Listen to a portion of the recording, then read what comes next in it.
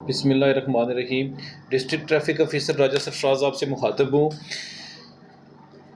موجودہ جو crack down ہے وہ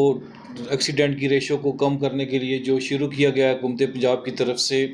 اس پہ الحمدللہ ہم پچھلے 15 دنوں میں ہم نے سخت کریک ڈاؤن کیا ہے، جس کے نتیجے میں الحمدللہ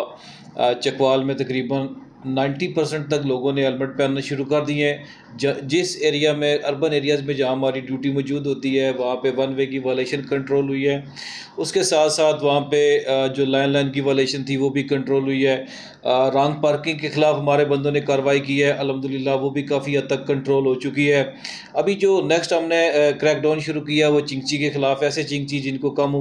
جن کو بغیر لائسنس ڈرائیور چلا رہے ہیں یا جو بغیر رجسٹریشن ہے،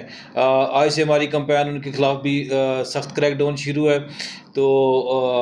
ابھی پچھلے مہینے میں تقریباً ان 15 دنوں میں جو ہم نے جرمانے کیے ہیں وہ تقریباً 8,200 کے لگ بھگ جرمانے، اور تقریباً ان پہ جو فائن ہوا ہے وہ 1 کروڑ کو 97 لاکھ کے قریب تقریباً فائن ہوا ہے۔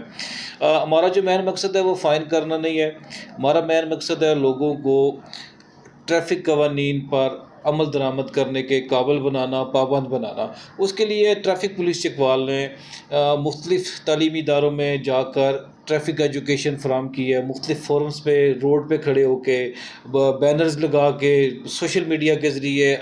ذریعے ہم نے بارہا کوشش کی ہے کہ لوگوں کو ٹریفک قوانین کے بارے میں آگاہی دی جائے اور اس چیز کے بارے میں باور کرایا جائے کہ یہ ٹریفک جو قوانین ہے یہ صرف اور صرف آپ کی، ہماری اور پنجاب اور پاکستان کے لوگوں کی سیفٹی کے لیے بنائے گئے ہیں۔